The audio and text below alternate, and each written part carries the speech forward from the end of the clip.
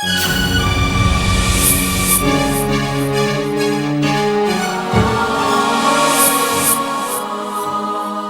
की शांति बचाने के लिए मैंने ही झूठ बोला था, लेकिन मुझे नहीं पता था कि ये झूठ उल्टा मुझ पर ही पड़ जाएगा। बात इस हद तक पहुंच जाएगी, इसका अंदाजा नहीं था मुझे। अभी तो आगाज है, अंजाम देखिए देवर जी। अब आगे आगे देखिए होता है क्या। अच्छा रानी, मैं चलता हूँ।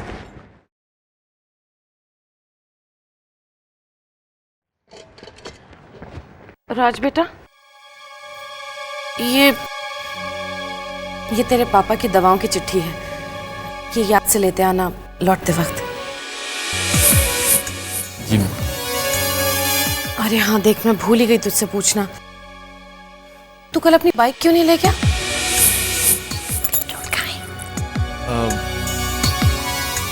बाप, वो बस सीधा मेरे ऑफिस के उधर ही उतारती है, इसलिए।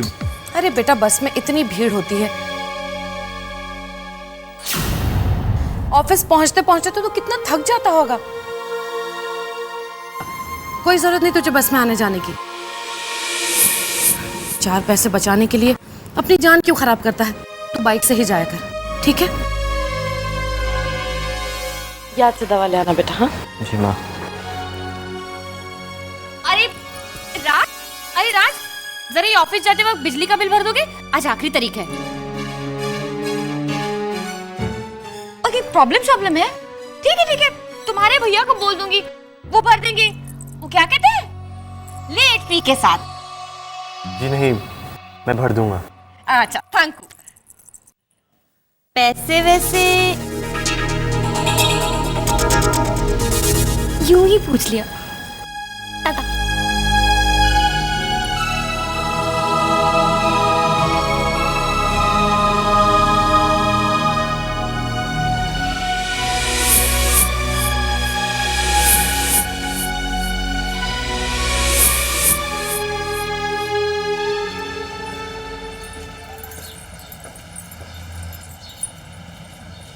राज, अब आप क्या करेंगे? टेलीफोन बिल, मेडिकल बिल, ये सब आप। घबराऊं मत, सब कुछ हो जाएगा। वॉलेट में तो इतने पैसे आ ही जाएंगे। Don't worry, I will manage.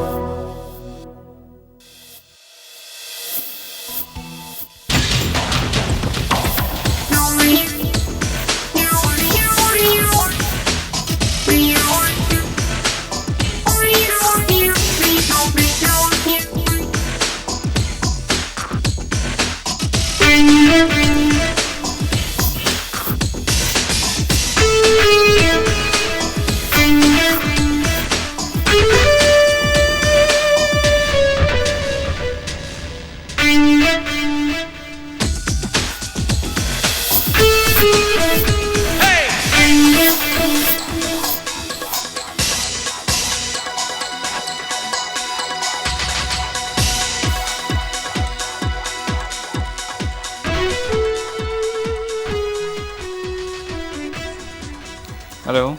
Hello. या हाय। या हाय। या प्रिंट्स बहुत अच्छे हैं, डेफिनेटली। या प्रिंट्स बहुत अच्छे हैं, डेफिनेटली। Okay, bye. बाय।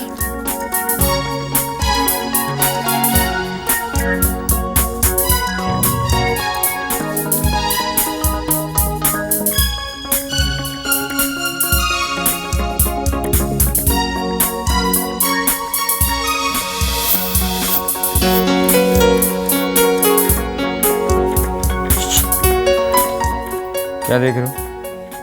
ये क्या? सीखना है।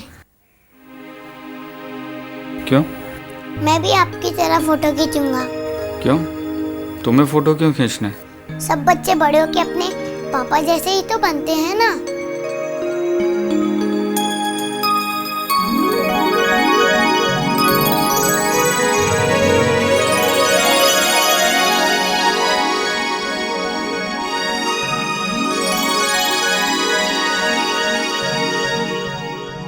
तुम पढ़ा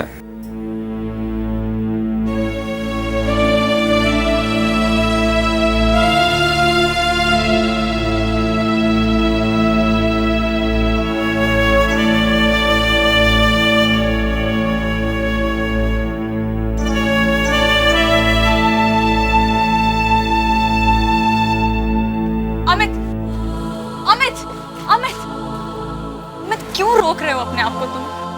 अगर तुम्हारा दिल उस बच्चे की तरफ खिंच रहा है तो बढ़कर उसे सीने से क्यों नहीं लगा लेते? अगर मुझे एक पल के लिए हंसी आ गई तो इसका मतलब ये नहीं कि बच्चा मेरा हो गया या मैं उस बच्चे का बाप हूँ। देखो मधु, मैं एक बात साफ कर देना चाहता हूँ। मैंने तुम्हें उस बच्चे को एक्सेप्ट करने से कभी नहीं रोका, लेकिन तुम मुझे उसे स्वीकार करने के लिए फोर्स नहीं करोगी। That's it.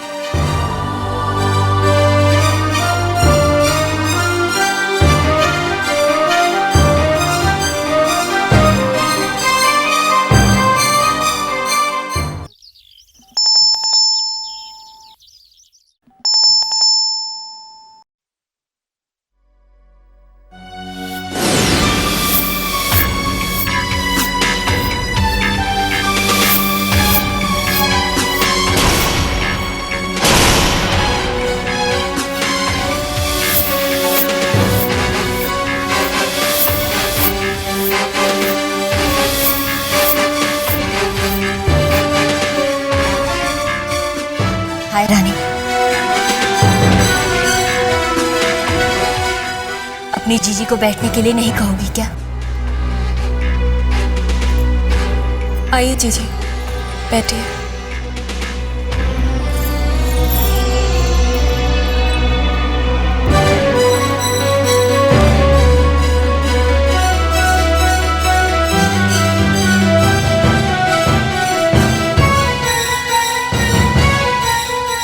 हम आपके लिए चाय कॉफी कुछ लेके आते हैं। रानी प्लीज प्लीज बैठो ना, बैठो।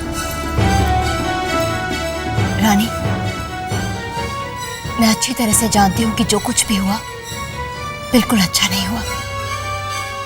इनफैक्ट मैंने पुनीत से भी कहा, उसने जो कुछ भी किया बहुत गलत किया। राज को जॉब देकर फिर उसकी इंसल्ट करके उसे जॉब से निकालना, ये सब करने का पुनीत को कोई हक नहीं था।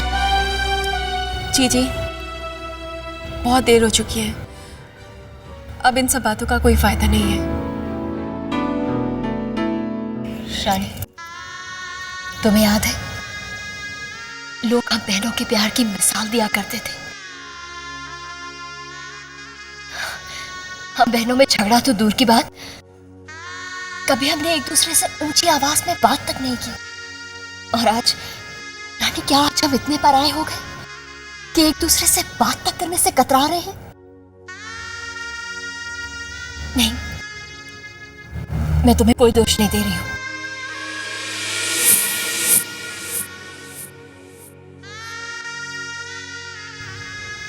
गलती मेरी भी थी, मेरा भी बिहेवियर, एटीट्यूड कुछ अच्छा नहीं था।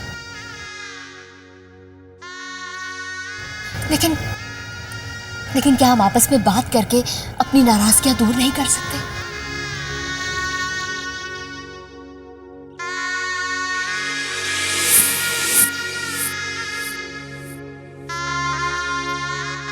रानी, मैं ये भी बात मानती हूं कि जो कुछ भी पुनीत और राज के बीच में हुआ वो बहुत बड़ी बात है। लेकिन क्या हम खुद को उनके झगड़े से दूर नहीं रख सकते? हम अपने प्यार में दूरियां, फासले, डिफरेंसेस क्यों आने दें? चाहते तो हम भी नहीं थे कि बात इतनी बढ़ जाए।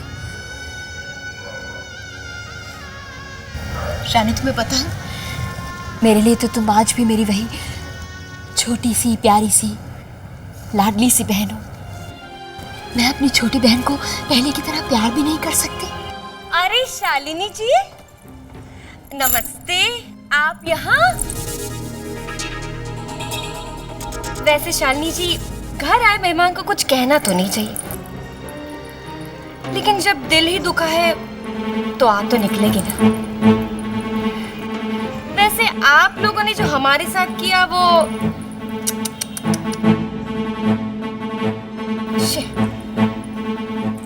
ना ही अपनों का काम है और ना ही शरीफों का। हमें कहने दीजिए देवरानी जी, कहने दीजिए, बैठ जाइए। हाँ तो शालिनी जी, आपने और आपके पति ने जो राज के साथ किया है ना, उसके लिए हमारा पूरा परिवार आपको कभी माफ नहीं करेगा। इन्हें तो आप बहला फुसला लेंगे, आपकी छोटी बहन जो है, और भोली भी, लेकिन जब ये बात राज के भैया को पता चली ना, तो उनका तो खून ही खौल उठा। अगर गलती से भी आपके पुनीत जी इनके सामने आ गए ना, तो 2-4 तो छोड़ ही दो, 2000 बातें सुनाने भी कम नहीं करेंगे वो, याद रखिए। भाभी आप प्लीज।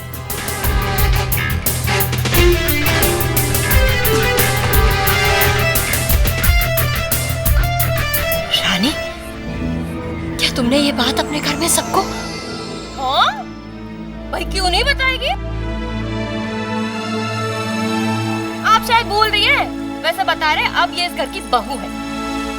वो इस घर के इज्जत के बारे में सोचेगी या मित्तल बहनों की गुनगानी गाती रहेगी? बोलिए। हाँ, बिल्कुल ठीक कह रही हैं आप। हाँ। मैं तो ये भूल गई थी कि मेरी छोटी बहन अब इस घर की बहू बन चुकी है और उसे अपनी बहनों से या उनकी इज्जत से कोई लेना देना नहीं। रानी, मैं तो यहाँ पर सब कुछ भूलने भुलाने के लिए आई थी। कुछ गलतियां तुमने भी की थी, लेकिन तुमने मुझसे माफी नहीं मांगी। मैंने भी कुछ नहीं कहा। मैंने सोचा चलो कोई बात नहीं, मेरी छोटी बहन है, मैं तुमसे बड़ी हूं रानी, फिर भी मैं आज तुम्हारे घर तुमसे माफी मांगने के लिए आई। लेकिन तुमने तो मुझे इस काबिल भी नहीं छोड़ा कि मैं तुम्हारे घर में खड़ी हो सकूं। जी मुझे तुम्हारी समझदारी पर विश्वास था। मुझे भरोसा था कि तुम अपने मायके की इज्जत अपने ससुराल में बना कर रखोगी।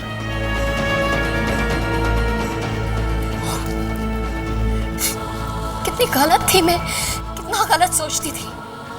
और सबसे बड़ी गलती तो मुझसे ये हुई कि आज मैं तुम्हारे घर यहाँ माफी मांगने के लिए आई।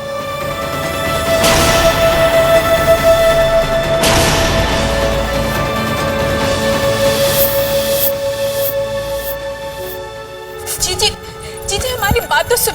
जी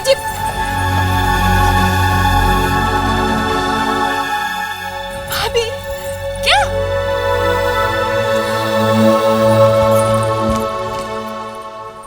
है? हमने क्या किया? हमने तो सिर्फ बोला। आरती, तू भी ना?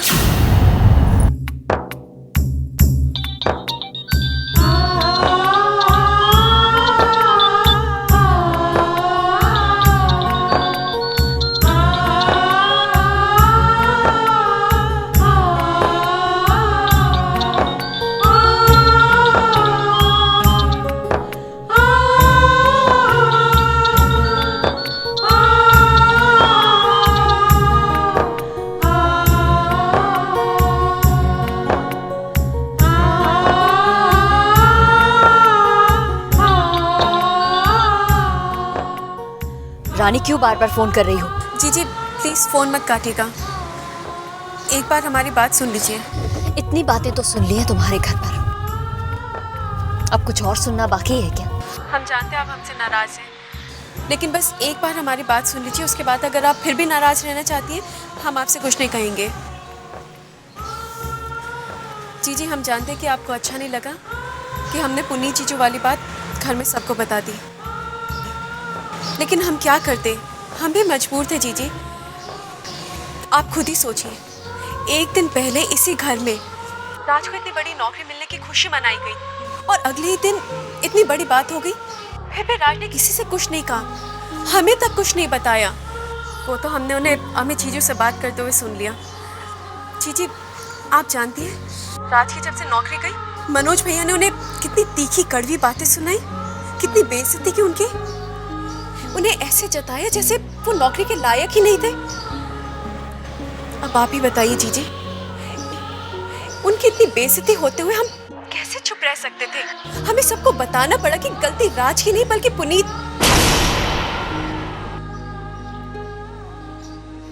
जीजी आप सुन रही हैं ना हम क्या कह रहे हैं? हाँ सुन रही हूँ। अब आप ही बताइए जीजी, हमने जो कुछ भी किया क्या वो गलत था? देखो रानी, तुमने वो किया जो तुम्हें ठीक लगा। अच्छा हुआ तुमने मुझे कुछ सिखा भी दिया। आज से तुम अपने पति की इज्जत का ख्याल रखो और मैं अपने पति की। Is that clear?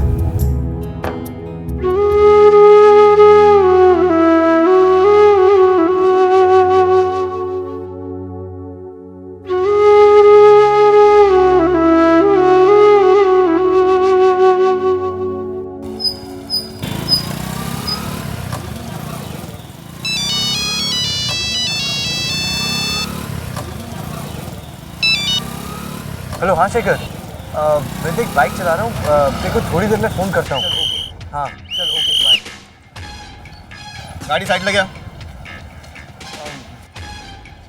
क्या कर रहे हो? आप तो बहुत बड़े हीरो हो, गाड़ी चलाते चलाते मोबाइल पे बात कर रहे हो। नहीं सर, देखिए एक्चुअली मैं अपने दोस्त के साथ। लाइसेंस दीजिए। देखिए कोई बहुत ज़रूरी बात थी। देखिए टाइम की खोटी मत करिए, लाइसेंस दीजिए। आपको सोचना चाहिए, 2 पहिया 4 पहिया गाड़ी चलाते वक्त मोबाइल पे बात नहीं किया जाता है, फाइन लगता है।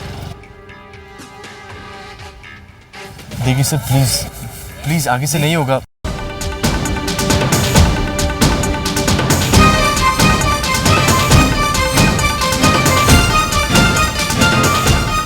₹200।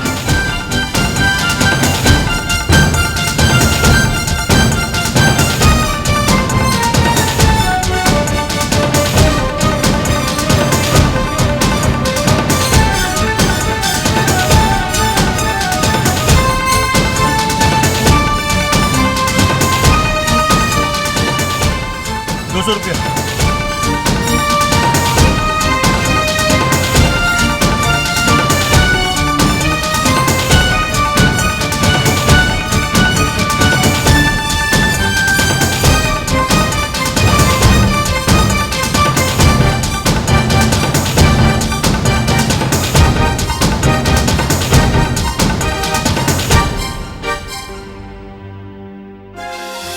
ये तेरे पापा की दवाओं की चिट्ठी है, ये याद से लेते आना लौटते वक्त। अरे राज, जरा ये ऑफिस जाते वक्त बिजली का बिल भर दोगे? आज आखिरी तारीख है।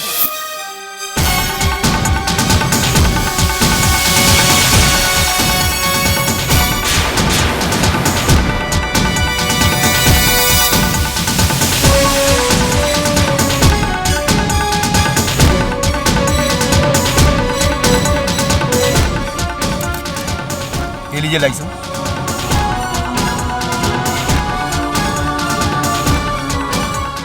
सर लेकिन मैं आगे से नहीं करूँगा सर, प्लीज प्लीज आप पकड़िए। मेरी बात समझने की कोशिश करिए सर। आप कानून तोड़ोगे तो इसके अंदर हम लोग को फाइन मारना ही पड़ता है, हम क्या करेंगे?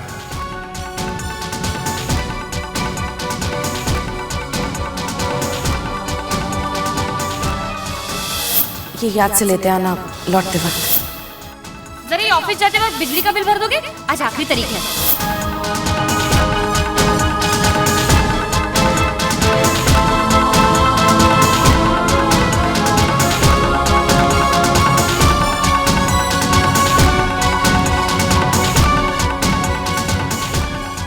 ये घड़ी रानी ने पसंद की थी हमारी शादी के वक्त, पर अब और कोई चारा भी तो नहीं है।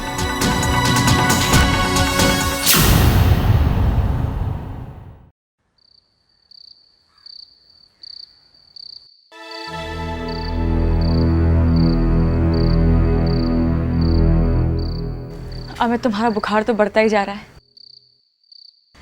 प्लीज देखो, जिद मत करो, यहाँ वरांडे में मत लेटो, जाके कमरे में सो जाओ। मुझे किसी की जरूरत नहीं है। अमित, अमित कम से कम अपनी सेहत का ख्याल तो करो। अमित प्लीज।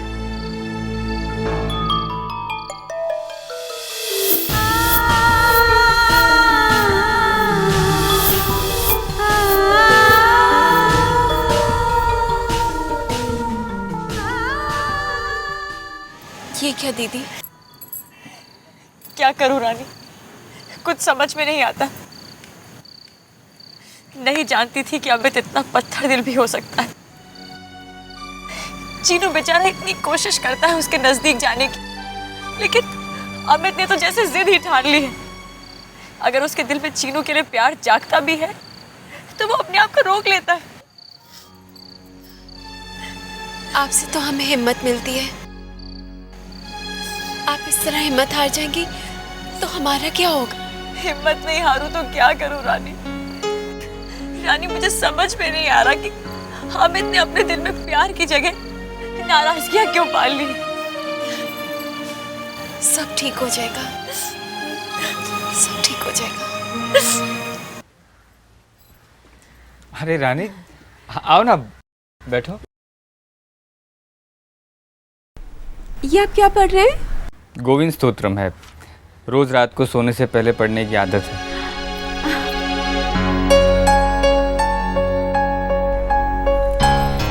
आप श्री कृष्ण भगवान में विश्वास रखते हैं? हाँ। उन्होंने पैदा होते ही कैसे अपनी लीलाएं दिखानी शुरू कर दी थी। वो जैसे ही पैदा हुए तो जेल के दरवाजे कैसे खुद ब खुद खुल गए थे, है ना? और फिर उनके पिताजी उन्हें नंद जी के पास ले गए और फिर नंद जी ने श्री कृष्ण भगवान को इतना प्यार दिया कि दुनिया तो श्री कृष्ण भगवान को नंदलाल कह के पुकारने लगी। कितनी अजीब बात है ना जीजू, दोनों में कोई रिश्ता नहीं था, लेकिन फिर भी सबसे गहरा रिश्ता प्रेम का रिश्ता था। नंद जी जानते थे कि श्री कृष्ण भगवान उनके अपने बेटे नहीं है, लेकिन फिर भी इतना प्यार दिया जैसे मानो वो उनके अपने बेटे हों, है ना जीजू? बस एक बार आप चीनू की तरफ प्यार से देखिए, जिस तरह आप में और दीदी में चीनू को अपने माँ बाप नजर आते हैं, उसी तरह देखेगा आपको भी चीनू में अपना बेटा ही नजर आएगा। ऐसा बेटा जो आपको दुनिया का सबसे प्यारा बेटा लगेगा।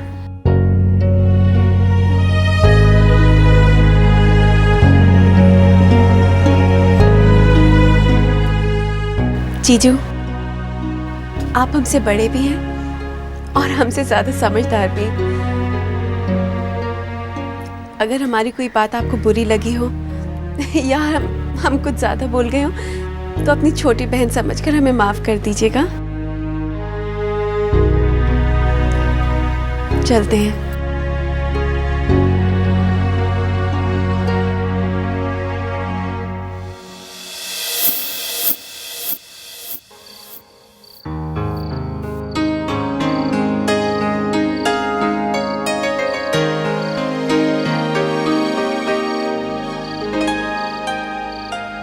तू यहाँ क्या कर रहा है?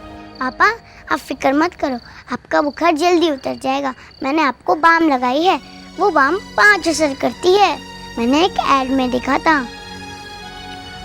जाओ जाकर सो जाओ। कहा ना जाकर सो जाओ।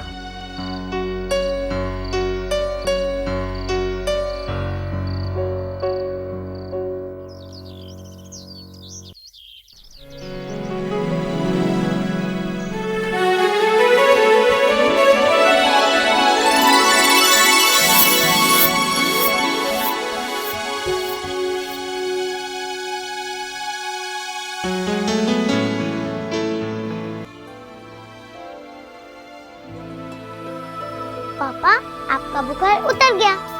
देखा, मैंने कहा था ना, वो बाम 5 असर करती है।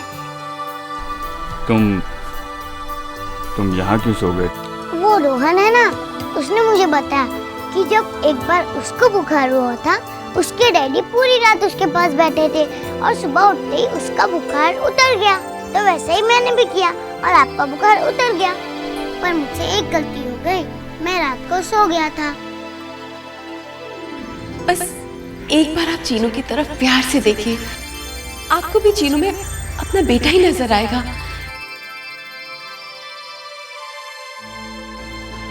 ऐसा बेटा जो आपको दुनिया का सबसे प्यारा बेटा लगेगा।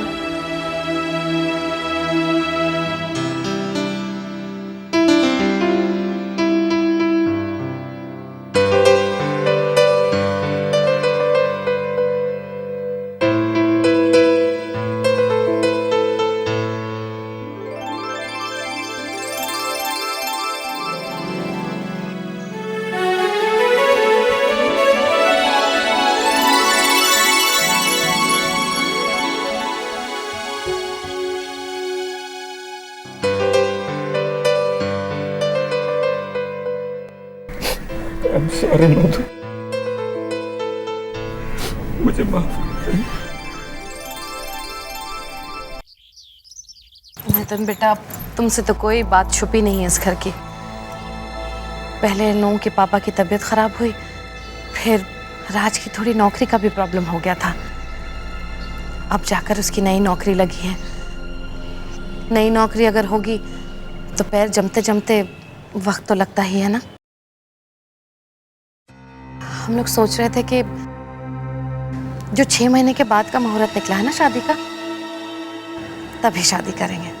ठीक है बेटा? लेकिन माँ कह रही थी कि हम इसी मुहूर्त में एकदम सादे ढंग से शादी करने के लिए तैयार हैं।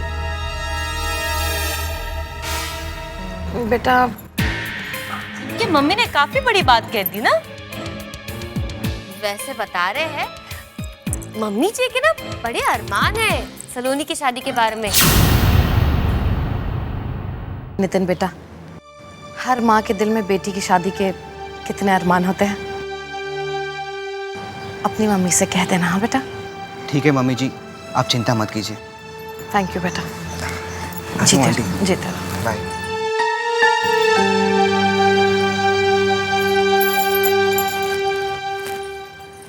रानी, तू राज को समझा देना। हमने नितिन से बात कर ली है। अब वो किसी भी तरह का कोई भी बोझ या टेंशन ना ले अपने मन पर।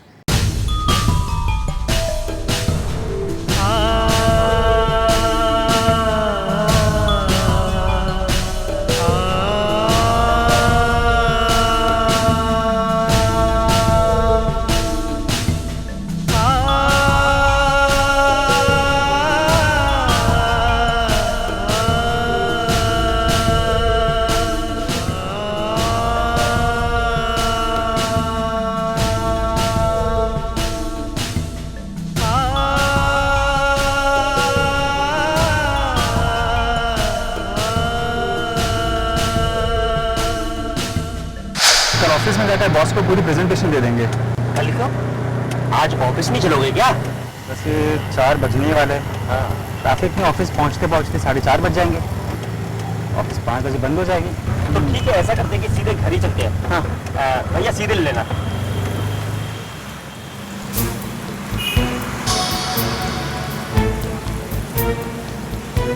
ये शुक्ला रहता है मलाड में और मेरा घर है कांदीवली में।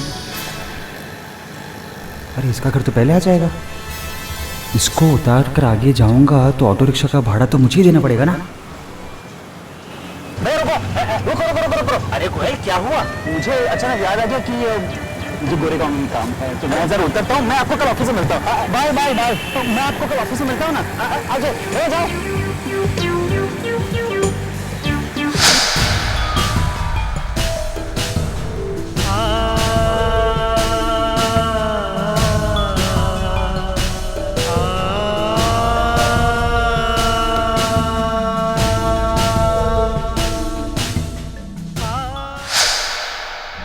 उधर आगे एक शॉर्टकट है बस स्टॉप के लिए, वहां से कांदीवली के लिए एक सीधी बस ले लूंगा।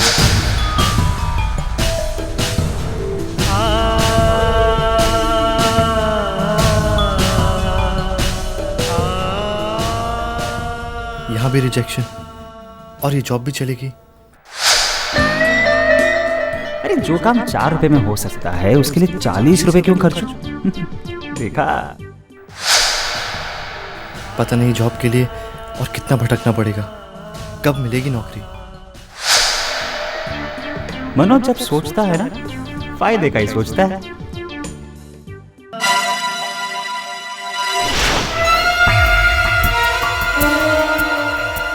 राज,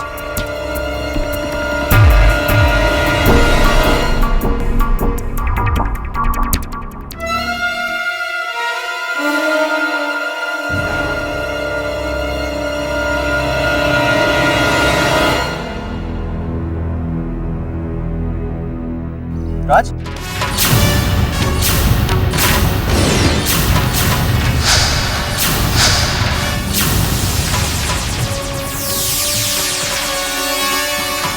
यहाँ क्या कर रहा है? फिर ऑफिस में होने के बजाय तू यहाँ बैठा? सिर्फ 4 बजे है।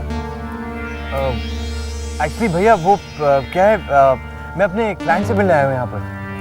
क्लाइंट से मिलने यहाँ? हाँ, वो क्या है ना, हम कहीं और मिलना चाहते थे लेकिन एक दूसरे को पहचानते नहीं है, तो सोचा कि गार्डन में मिल लें, लैंडमार्क यूसी। पता नहीं वो अभी तक क्यों नहीं आया। राज, तू भैया आप यहाँ कैसे? वो बस स्टॉप के लिए शॉर्टकट है ना यहाँ से। अच्छा, आप ऐसा करिए, आप चलिए, मैं अपना काम ख़त्म करके आता हूँ। देखिए मेरा क्लाइंट भी आ गया। Excuse me sir. Hello sir, Raj Goyal.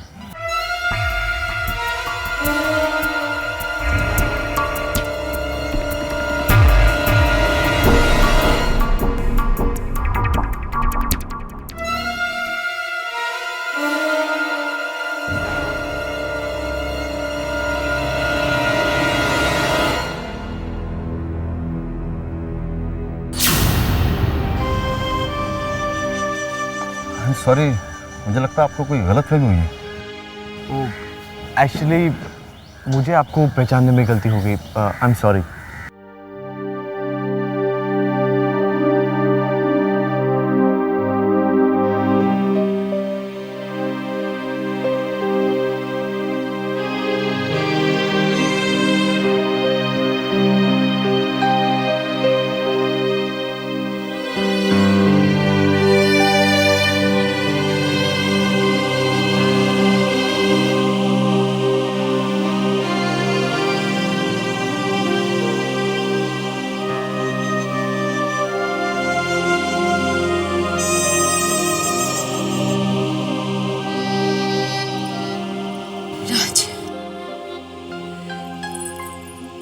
कोई बात नहीं राज, हमारा दिल कहता है आपको जल्दी जॉब। कब मुझे काम मिलेगा? मैं खुद ही अपने आप पर बोझ बनकर बैठा हूँ। खाना खाने बैठता हूँ तो गले से निवाला नहीं उतरता। ऐसा लगता है कि सब पर मैं बोझ बनकर बैठा हूँ। सब लोग मुझे झेल रहे हैं। पता नहीं रानी, सारी दुनिया काम कर रही है, एक सिर्फ मैं ही हूँ। सिर्फ मुझे ही काम नहीं मिल रहा, मैं ही काम नहीं कर पा रहा हूँ।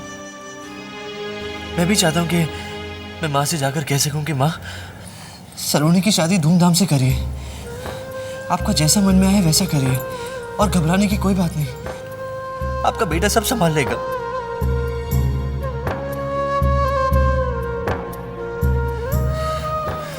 लेकिन ऐसा नहीं हो रहा है,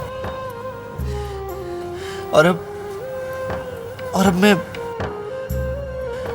अपने आप को बहुत कमजोर महसूस करने लगा हूं।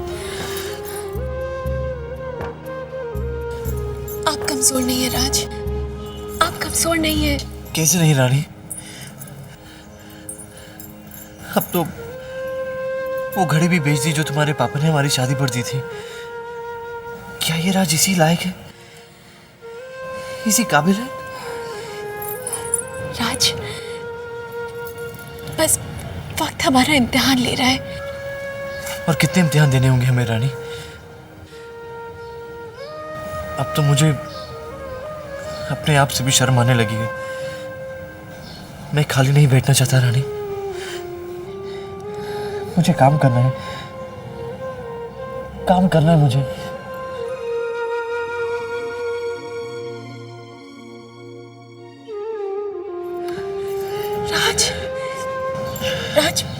प्लीज राज, इस तरह हिम्मत मत हारिए। राज राज प्लीज, सब ठीक हो जाएगा, सब ठीक हो जाएगा।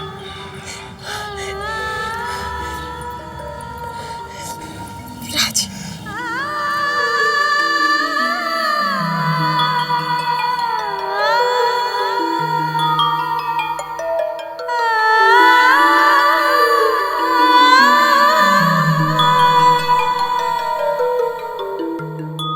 ए रानी।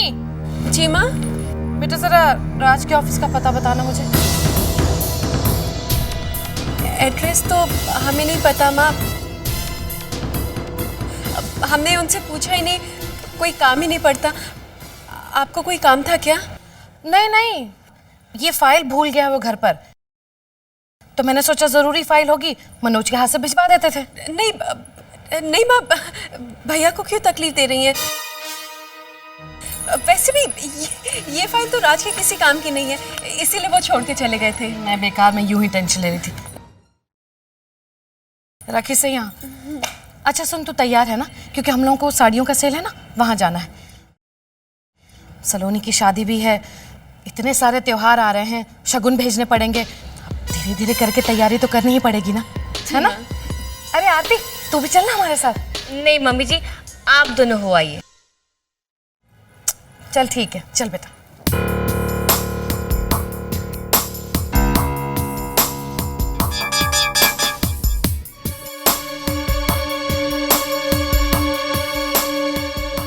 आप दोनों जाइए मम्मी जी, क्योंकि मुझे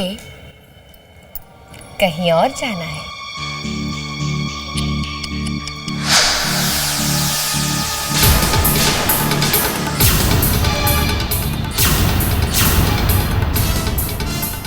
भाभी, आप? ये फाइल तुम घर पर ही भूल गए थे। मम्मी जी रानी से तुम्हारे ऑफिस का पता पूछ रही थी। रानी ने तो बात गोल गोल घुमा के बात को टाल दिया, पर आज मम्मी जी को सब पता चलता। तो आप जानती हैं कि मुझे नौकरी। राज, गिन चुन के 4 लोगों का परिवार है हमारा। हम एक दूसरे का दुख सुख नहीं बांटेंगे तो और कौन बांटेगा? वैसे बता रहे, वो कल रात को तुमने खाना नहीं खाया था ना, इसलिए दूध लेकर बरसाती में आई थी, और न चाहते हुए भी हमने तुम्हारी और रानी की सारी बातें सुन ली।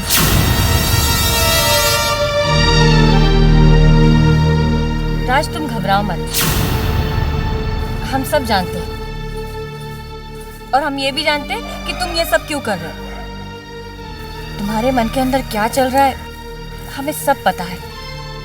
हमें क्या, सब लोगों को तुम्हारी परवाह। और ये ऐसा मुंह लटका के क्यों बैठे हो? अरे भाई, आज नहीं तो कल तुम्हें काम मिल जाएगा। और हाँ, भगवान जी की कसम खा के कहते हैं, मम्मी जी को, पापा को और तुम्हारी भैया को ये बात हम पता नहीं चलने देंगे। देखो भाई, अगर तुम छोटे हो तो हम भी इस घर की बड़ी बहू हैं, और बड़ों का तो फर्ज बनता है ना छोटों की मदद करना। तो हम तुम्हारी मदद क्यों नहीं करेंगे बताओ? जब भी किसी भी चीज की जरूरत पड़े, बेझिझक हमारे पास चले आना। हाँ तो बोलो। थैंक यू भाभी। ओ जी, वेलकम। अरे हाँ, भूख लगी होगी ना, खाना खा लेना। वो क्या कहते हैं, लंच टाइम हो गया होगा, है ना? चलो चलो खाना खा लो। जयराम जी की